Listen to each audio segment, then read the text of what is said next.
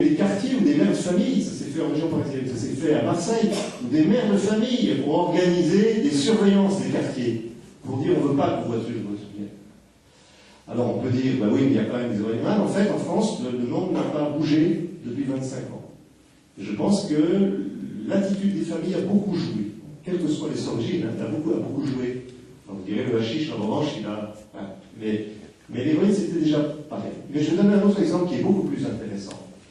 À mon avis, c'est la question de la violence qui secoue un certain nombre de sociétés musulmanes à travers le monde. Et tout particulièrement, ce qui s'est passé en Algérie, dans ce qu'on appelle les années noires, hein, puisqu'on parle autour de 200 000 morts en Algérie, dans les années 90 et jusqu'à 2005. Hein.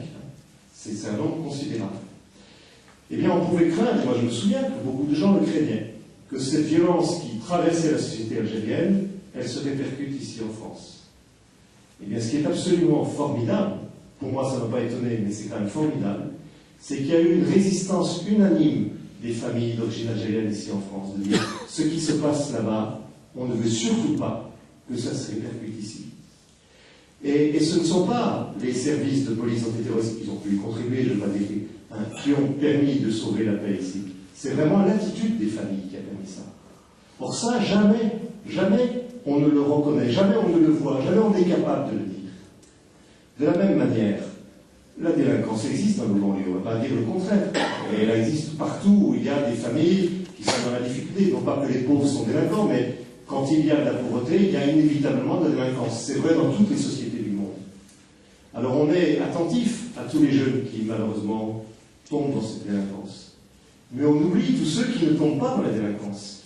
Et on oublie tout le travail que font beaucoup de parents pour que leurs enfants ne tombent pas dans la délinquance. Et alors si je dis ça, c'est parce qu'à mon avis, la solution, elle est vraiment dans l'appui qu'on va apporter aux familles qui sont les premières concernées par tous ces problèmes sociaux, par ces problèmes de violence, de délinquance, etc. C'est là qu'est l'avenir.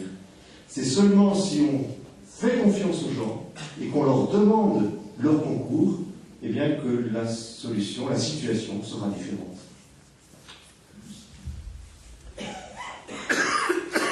Je pense que nous sommes conditionnés par la culture de la peur.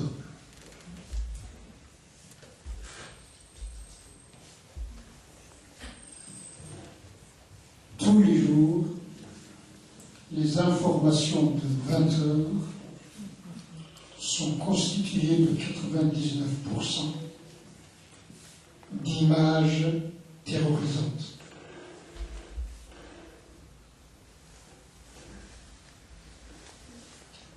Deuxième remarque, nous sommes branchés de façon systématique sur les symptômes. Mais au niveau de la médecine, vous avez mal à la tête, on vous impose, on vous propose un comprimé.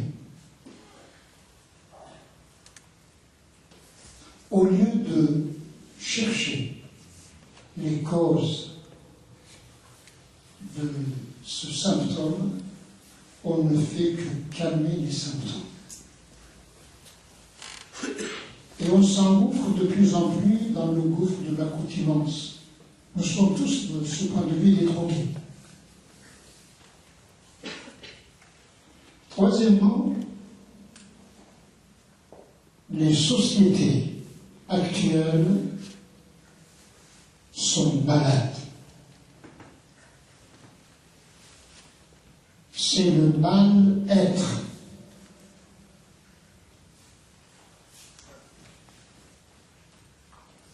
Une autre remarque, faute de pouvoir, proposer des réponses concrètes aux problèmes concrets, on prend le chemin du simplisme et l'on explique tous les phénomènes de violence, de délinquance et de toutes sortes de ce qui ne va pas. On confessionnalise délinquance. Pourquoi? L'islam. Violence. Pourquoi? Islam. Et j'ai en tête l'attitude d'un maire qui n'a trouvé aucun moyen pour résoudre les difficultés de tant de milliers de chômeurs chez lui. Et il a reçu une inspiration de je sais qui. Il a lancé un mot sur un épiphénomène et il est devenu star qui a dépassé tous les autres stars ce n'est pas sérieux. Donner un emploi à ceux qui sont à la recherche d'un emploi. Donner un logement à ceux qui sont dans le besoin d'avoir un logement. On peut s'appliquer à échafauder mille et mille expressions de démagogie. Tout cela ne résoudra aucun problème, ni au niveau du travail, ni au niveau du logement, ni au niveau du voisinage. Cette noble assemblée, la vôtre, que signifie-t-elle? Elle signifie le bonheur de vivre ensemble. Mais ceux qui amplifient les voix de ceux qui ne marchent pas bien ne s'intéressent pas à une telle rencontre. Une dernière remarque. Les spécialistes des crises, qui sont souvent des chômeurs, ne retrouvent la joie d'exister qu'au lendemain d'un attentat perpétré par des idiots ici ou là. Ce que nous vivons socialement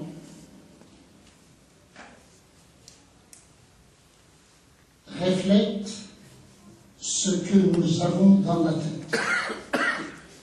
Moi, je propose souvent cette image, l'image selon laquelle le relationnel au niveau social est le film que vous voyez à travers votre écran. Le film qui ne me plaît pas peut provoquer en moi deux réactions. La première, c'est de casser la télévision. Et c'est une réaction idiote.